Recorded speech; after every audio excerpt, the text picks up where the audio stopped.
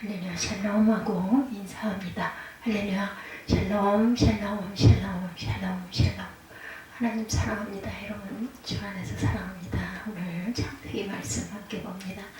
창세기 1장 24절에서 31절까지 말씀 보시기에 심히 좋았더라 말씀하고 있죠. 24절부터 봅니다. 하나님이 이르시되 땅은 생물을 종류대로 내되 가축과 기는 것과 땅의 짐승을 종류대로 내라 하시니 그대로 되니라. 그리고 또한 25절에 하나님이 땅의 짐승을 그 종류대로 가축을 종류대로 땅에 기는 모든 것을 종류대로 만드시니 하나님 보시기에 좋았더라. 하나님이 이르시되 우리의 형상을 따라 우리의 모양대로 우리 사람을 만들고 그들로 바다의 물고기와 하늘의 새와 가축과 온 땅과 땅에 기는 모든 것을 다스리게 하자 하시고, 하나님이 자기 형상 곧 하나님의 형상대로 사람을 창조하시되 남자와 여자를 창조하시고, 하나님이 그들에게 복을 주시며 하나님이 그들에게 이르시되 생육하고 번성하여 땅에 충만하라. 땅을 정복하라. 바다의 물고기와 하늘의 새와 땅에 움직이는 모든 생물을 다스리라 하시니라. 하나님이 이르시되 내가 온 지면에 씨 맺는 모든 채소와 씨 가진 열매 맺는 모든 나무를 너희에게 주노니 너희 먹을 거리가 되리라. 또 땅의 모든 짐승과 하늘의 모든 새와 생명이 있어 땅에 기는 모든 것에게는 내가 모든 푸른 풀을 먹을 거리로 주노라 하시니 그대로 되니라. 하나님이 지으신 그 모든 것을 보시니 보시기에 심히 좋았더라. 저녁이 되고 아침이 되니 이는 여섯째 날이라. 아멘. 우리가 하나님께서 형상대로 지음받은 저희 모두들을 우리에게 주시는 귀한 은혜는 바로 하나님의 형상대로 우리가 지음을 받았다라는 것이죠. 그런데 합리주의가 발전하면서 많은 학자들이 창세기 1장에서 11장까지를 신화, 우화다 이렇게 주장합니다. 그렇지만 창세기 1장에서 10장은 역사적인 사실, 팩트이죠. 팩트. 아담과 하와가 실제로 존재했으니 결혼해서 자녀를 낳고 그로부터 인류가 퍼져나온 것이 아니겠습니까? 그러므로 창세기 1장에서 11장은 역사적인 사실일 뿐만 아니라 기독교 신앙의 위대한 토대가 된다라는 거죠. 만약 이것이 신화거나 우화라면 성경에서 믿을 내용은 아무것도 없다라는 것입니다. 토대, 그 우리 얼굴에 파운데이션 바른다고 그러죠. 이게 바로 밑에 바르는 그 토대라고 합니다. 파운데이션. 만약 우리가 어떻게 생겨났는지, 인간이 어떻게 생겨났는지, 어떻게 해서 인류에게 들어오게 되었는지, 국가와 문화는 어떻게 생겨났는지, 우주가 어떻게 생겨났는지, 구원은 어떻게 하나님이 계획하셨는지, 모든 신앙의 토대가 되는 진리들이 창세기 1장에서 11장에 기록되어 있다. 이것이 기독교 신앙의 위대한 파운데이션이라는 말씀입니다. 위대한 파운데이션. 오늘 말씀은 인간의 기원에 관한 내용입니다. 인간이 누구의 형상으로 이루어졌느냐에 대해서 두 가지 이론이 존재하고 있는데 이 두 이론은 서로 타협이 불가능합니다. 첫 번째 이론은 진화론들이죠. 사상입니다. 어떤 작은 물질이 오랜 기간 변화를 겪고 동물이 되고 동물이 또 오랜 기간 변화를 겪고 인간이 되었다라고 말합니다. 인간이 동물의 형상으로 이루어졌다라는 것이죠. 그러나 성경은 삼일째 하나님이 하나님의 형상과 모양에 따라 인간을 창조하셨고 남자와 여자를 창조하셔서 가정을 이루어 살게 하셨다라고 분명히 증거하고 있습니다. 인간을 동물의 형상을 가진 존재로 보느냐 하나님의 형상을 가진 존재로 보느냐는 정치, 경제, 문화, 예술 모든 면에서 차이를 가져올 수 있다는 것을 우리가 알아야 합니다. 예를 들면 히틀러가 독일인즉 옛날에는 야만족 취급을 하던 게르만족이 이제 좀 잘 산다고 가장 진화된 잘된 우수한 인종이라며 인종소를 주장하고 있다고 하네요. 인종소를.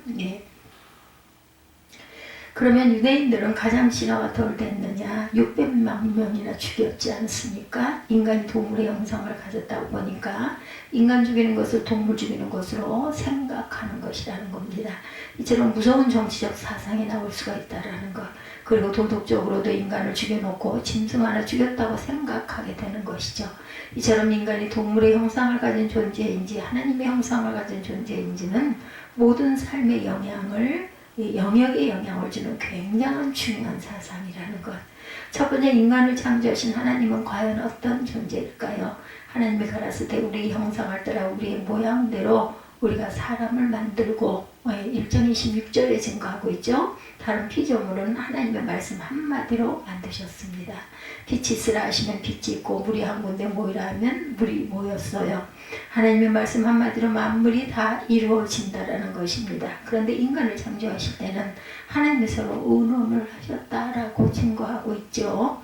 예. 누가 야훼 신을 지도하였으며 그의 모사가 되어 그를 가르쳤으며 그가 누구로 더불어 의논하셨으며 누가 그를 교훈하셨으며 그에게 공평의 도를 가르쳤으며 지식을 가르쳤으며 통달의 도를 보여주었느뇨. 이사야 40장 13, 14절에도 이렇게 증거하고 있습니다. 하나님은 천사와 의논할 필요가 없는 분이에요. 그죠? 나는 만물을 지은 여호와라. 나와 함께할 자가 없이 홀로 하늘을 폈고 땅을 베풀었고. 이사야 44장 24절입니다. 하나님께서는 단독으로 만물을 만드셨고 누구와도 의논하지 않으셨다. 그렇다면 도대체 창세기 1장 26절에 우리의 형상을 따라 우리의 모양대로 우리가 사람을 만들고 이건 누구입니까? 이 존재는 바로 삼일째 하나님이신 거죠. 우리 삼일째 하나님. 하나님은 한 분이시며 세 위격을 가지시고 세 위격이시고 또한 한 분이시다.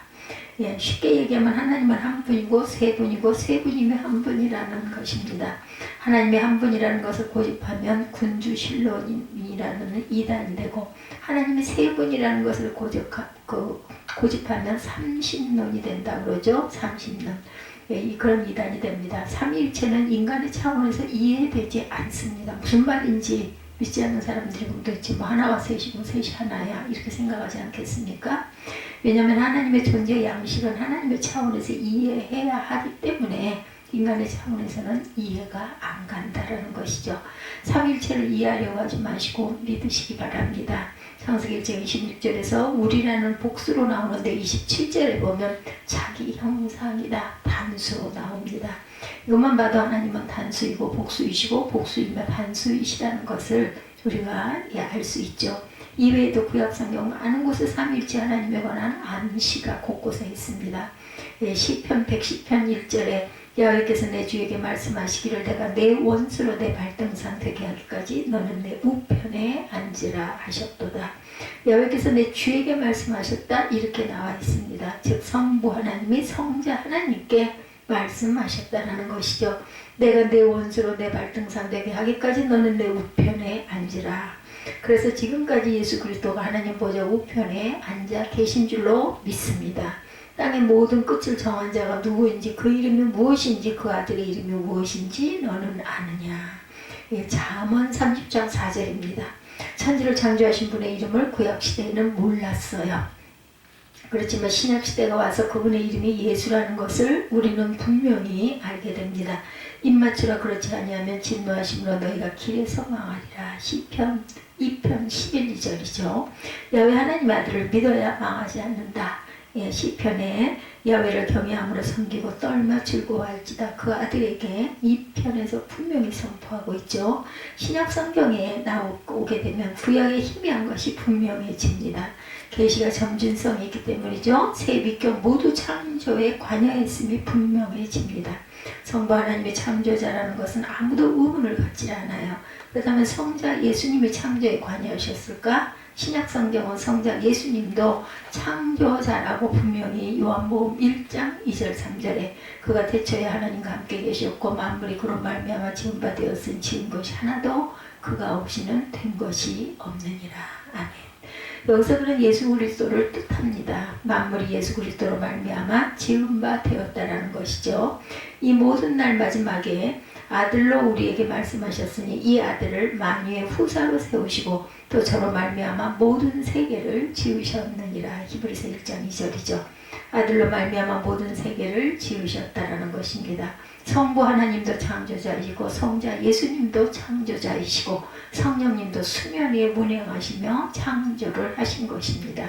그러므로 인간을 창조하실 때 하신 대화는 삼일째 하나님의 세 위격 간의 대화입니다.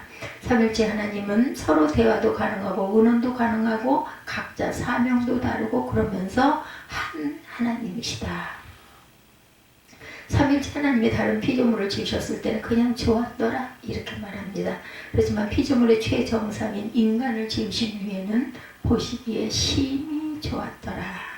예, 이렇게 말씀하죠. 그렇다면 하나님 인간을 창조하신 근본 목적은 무엇일까요?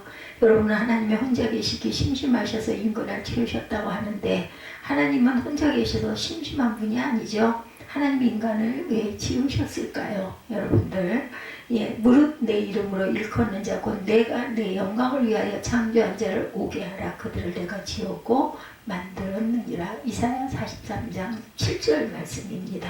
우리가 존재하는 목적은 하나님께 영광을 돌리기 위한 것이라고 증거하고 있죠. 무릇 내 이름으로 일컫는 자 곧 내가 내 영광을 위하여 창조하는 자를 오게 하라. 그들을 내가 지었고 만들었느니라. 그 목적을 부인해버린다면 우리는 무슨 목적으로 존재할까요? 먹고 살기 위해서 존재할까요? 여러분들, 돈 벌고 출세하려고 존재할까요? 이런 것은 목적이 아니라 수단이겠죠. 우리는 하나님께 영광을 돌리기 위해서 존재하는 것입니다. 웨스트민스터 소교리 문답 첫 번째 질문이 인간의 최고 목적은 무엇인가 라고 하네요. 이 질문에 대한 답은 인간의 최고 목적은 하나님을 영화롭게 하고 영원토록 하나님을 즐거워하는 것이다. 이게 답이라고 합니다. 우리는 하나님께 영광을 돌려 복을 받을 수 있는 존재죠. 또 야훼를 기뻐하라. 저가 내 마음의 소원을 이루어 주시리라. 시편 37편 4절 말씀입니다. 현대 심리학은 다 인간 중심적입니다. 자신을 존중하고 사랑하며 높이는 것이 현대 심리학의 목적이죠. 그렇지만 성경의 창조 기사는 인간이 하나님께 영광을 돌리고 하나님 중심적인 존재가 되어야 된다라고 말하고 있습니다. 그러므로 창세기 1장은 자기 중심적인 인생관을 하나님 중심적인 인생관으로 바꿔라 말씀합니다. 하나님 인간을 창조하시는 그 모형이죠. 예, 무엇일까? 하나님 인간을 만드실 때 모형은 하나님의 형상, 예, 이미지, 그리고 하나님의 모양이죠. 예, 라이크네스입니다. 예, 하나님이 2000년 교회 역사 가운데 하나님의 형상과 하나님의 모양이 같은 것이냐 다른 것이냐 아주 중요한 논쟁의 주제였다고 그러죠. 2세기 후반에 프랑스 리옹의 감독이었던 이레니아스는 하나님의 형상과 모양이 다른 것이다 이렇게 주장을 했다고 합니다. 그런 인간이 영혼 육으로 이루어졌다고 말하는 삼분설을 취합니다. 그렇지만 정통 기독교는 삼분설을 취한 적이 한 번도 없다라는 것.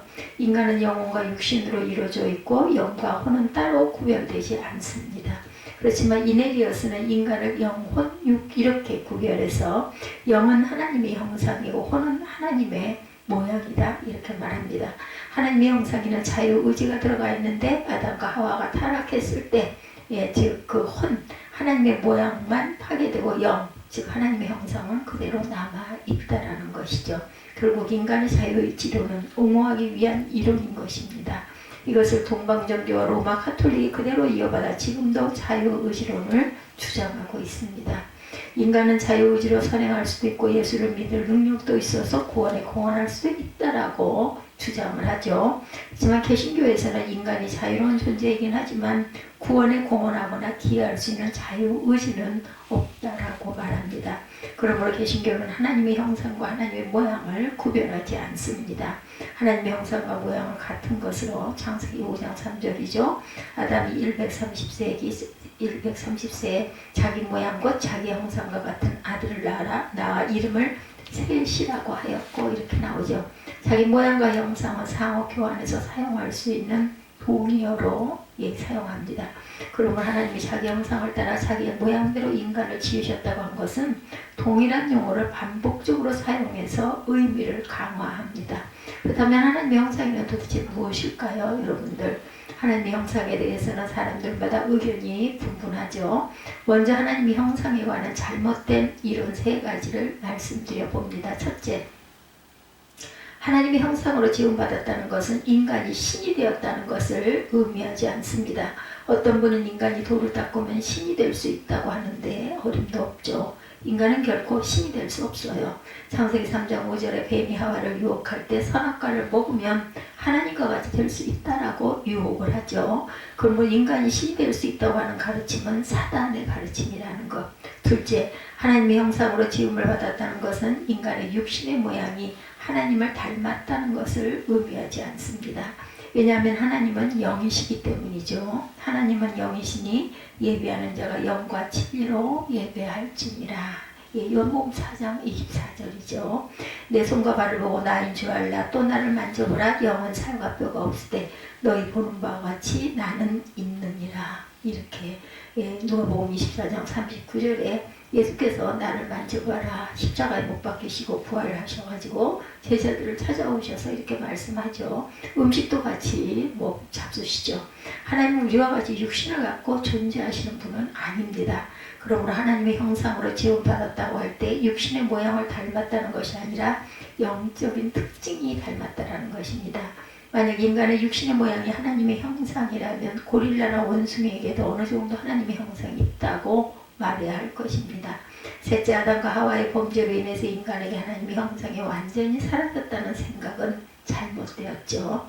하나님의 형상이 심각하게 훼손되기는 했지만 완전히 사라진 것은 아니다. 창세기 9장 6절입니다. 무릇 인간의 피를 흘리면 인간이 그 피를 흘릴 것이니 이는 하나님의 자기 형상대로 인간을 지었습니다. 아멘. 죄인임에도 불구하고 인간을 자기 형상대로 지었다라고 말씀합니다.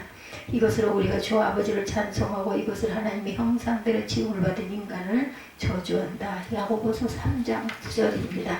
하나님의 형상대로 지음받은 인간을 저주해서는 안 된다라는 것이죠. 그러므로 하나님의 형상대로 지음을 받았다는 것은 우리가 신이 된다는 이야기도 아니고 우리의 육신이 하나님의 형상과 똑같다는 이야기도 아니고 범죄로 인한 하나님의 형상이 없어졌다라는 이야기도 아닙니다. 그렇다면 하나님의 형상대로 지음받았다는 것은 과연 무엇일까요? 하나님이 영이시기 때문에 인간에게도 하나님과 같은 영적 특성이 있다라는 것입니다. 그러면 하나님과 같은 영적인 특성이 무엇일까요? 신약 성경에서 바울은 세 가지 영적인 특성을 이야기합니다. 보면 골로새서 3장 9절 10절에 하나님의 형상은 지식과 의와 거룩함이라 말합니다. 너희가 서로 거짓말을 말라 옛자 인간과 행위를 벗어버리고 새 사람을 입었으니 이는 자기를 창조하신 자의 형상을 쫓아 지식에까지 새롭게 하심을 받은 자니라. 이렇게 말씀하고 있어요. 그 지식과 함께 새롭게 하심을 받은 자니라. 지식은 생각하고 판단하고 묵상하는 능력을 가리킵니다. 인간은 대학 입시도 있고 살아가면서 각종 시험을 보죠. 그렇지만 짐승들이 공부해서 시험을 쳤다는 이야기를 들어본 적이 없죠. 짐승들의 본능은 있지만 인간같이 생각하고 판단하는 지식은 없다라는 것이죠. 에베소서 4장 24절에 하나님을 따라 의와 진리의 거룩함으로 지으심을 받은 새 사람을 입으라. 아멘. 의롭게 사는 사람과 거룩하게 사는 사람에게는 하나님의 형상이 나타납니다. 워스트민스터 소교리 문답의 10번째 질문, 하나님은 인간을 어떻게 창조하셨습니까? 라고 그러죠. 그 대답은 하나님의 인간을 남자와 여자로 창조하시되 하나님의 형상대로 지식과 의와 거룩이 있게 하시고 다른 피조물을 다스리게 하셨습니다. 라고 나와 있어요. 둘째, 하나님의 형상은 서로 교제를 나눌 수 있는 것을 의미합니다. 하나님이 인간을 지으시되 남자와 여자를 창조하시고 남자와 여자가 교제하며 가정을 이루고 살도록 하셨어요. 그리고 하나님과 교제할 수 있는 존재로 만드셨습니다. 이렇게 또 다른 사람과의 교제하며 살 수 있는 존재로 만드셨다라는 것. 일본의 젊은이들은 하루 종일 집에 있으면서 사람들과 교제하지 않는다고 그러네요. 코로나로 인해서 그런 것인지 사회적으로 심각한 질병이 걸린 거예요. 인간은 교제하면서 살아야 합니다. 교제에서 성도 간에, 교회에서 성도 간에 교제도 하고 세상 사람들과 교제로 잘해야 된다는 것. 셋째, 하나님의 형상은 모든 피조물을 다스리는 통치권을 가진 존재라는 것을 의미합니다. 하나님이 가라사대 우리의 형상을 따라 우리의 모양대로 우리가 인간을 만들고 그로 바다의 고기와 공중의 새와 육축과 온 땅과 땅에 기는 모든 것을 다스리게 하자 하시고 인간은 만물을 다스릴 통치권을 위임받았어요. 그래서 창세기 2장 19절에서 20절에 보면 아담이 모든 육축과 새와 짐승의 이름을 짓죠. 이름을 줘준다는 것은 통치권이 있다라는 의미입니다. 그러므로 하나님의 형상은 첫째, 하나님의 영적인 특성과 둘째, 교제할 수 있는 특성, 그리고 셋째, 피조물을 다스릴 수 있는 통치권을 의미한다는 것입니다. 세 번째, 하나님의 형상대로 지음받은 것과 구원은 과연 무슨 관계가 있을까? 아담과 하와의 범죄로 인해 하나님의 형상이 사라진 것은 아니지만 몹시 훼손되었어요. 사람은 지식도 부패했고 의로움과 거룩함도 잃어버립니다. 죄인이 된 거죠. 하나님과의 교제는 단절되었고 사람과의 교제도 적대감이 가득 차게 됩니다. 요즘 밤에 가장 깊은 밤에 산에서 사람을 만났을 때 가장 무섭다고 하죠. 요즘 사람이 사람을 잡아서 가둬놓고 팔아버리기도 합니다. 하나님의 형상이 훼손되어서 그런 일을 저지르는 거죠. 그리고 사람이 피조물을 지배하지 못하게 됩니다. 피조물이 사람을 공격하죠. 개, 뱀, 모기까지 사람을 물죠. 아프리카에 선교 여행을 가서 모기에게 물리면 말라리아에 걸려서 죽기도 한다고 합니다. 그리고 서울과 경기도에서 찌쯔가무시란 병을 조심해야 한다고 하죠. 찐드기에 물리게 되면 찌쯔가무시란 병이 걸리게 되는데 처음에는 감기와 증상이 비슷하고 시간이 지나고 낫지 않아서 몸에 물린 자국이 있다면 무조건 병원에 가서 치료를 받아야 한다고 하네요. 병원에 가서 약만 먹으면 하루 만에 낫는 병이지만 그렇지 않으면 죽을 수도 있다는 것. 이처럼 사람이 피조물을 지배하는 통치권도 심각하게 훼손이 되었어요. 저는 예수 그리스도를 믿고 구원받은 사람들은 점진적으로 하나님의 형상이 회복된다라는 것이죠. 지식이 새로워지고 의와 거룩함을 자꾸 찾아가게 됩니다. 하나님이 미리 아신 자들로 또한 그 아들의 형상을 본받게 하기 위하여 미리 정하셨으니 이는 그로 많은 형제 중에서 맏아들이 되게 하려 하십니다. 로마서 8장 29절이죠. 우리를 구원하시는 목적 중에 중요한 목적은 우리 안에 하나님의 형상을 회복하는 것이죠. 우리 안에는 하나님의 형상이 있고 이것이 회복되어 가고 있습니다. 그러다 어느 날 마귀의 형상이 튀어나오기도 하지만 하나님은 구원받은 우리가 하나님의 형상으로 점점 변해가기를 원하십니다. 그렇지만 우리가 죽어서 천국에 가게 되면 100% 완전한 하나님의 형상을 회복하게 되죠. 보라여 새 하늘과 새 땅에 살아갈 때는 피조물도 인간에게 완전히 굴복하게 됩니다. 새 하늘과 새 땅에서는 독사의 굴에 어린아이가 손을 놓고 논다는 기록이 이사야에 나와 있죠. 구원받은 성도는 모든 것을 자기 중심적으로 생각하지 않고 하나님 중심으로 생각하고 살아가야 합니다. 말하는 것, 행동하는 것이 하나님께 영광이 되는가를 늘 생각해야 한다. 그리고 다른 사람을 대할 때도 그 안에 하나님의 형상이 있는 존재로 존귀하게 대해야 되겠다. 사람을 무시하고 멸시하고 학대해서는 안 됩니다. 다른 사람을 무시하는 사람은 그 속에 있는 하나님의 형상을 무시하는 것이라는 것. 그러므로 우리는 신앙생활을 하면서 가난해 보이는 인간도 존귀하게 대해야 합니다. 그 인간 안에 하나님의 형상이 있기 때문이죠. 다른 인간을 자유롭게 존귀하게 대하시고 의와 거룩함을 이루며 지식도 새로워지도록 항상 수고하고 애쓰는 저와 여러분들이 되시기를 주의 이름으로 축복합니다. 기도하시겠습니다. 아버지 감사합니다. 하나님의 인간의 형상을 만드시고 보시기에 심히 좋았더라고 말씀하신 아버지, 저희들이 주님께 영광을 돌리고 주님의 은혜를 기뻐하고 송축하게 하여 주옵소서.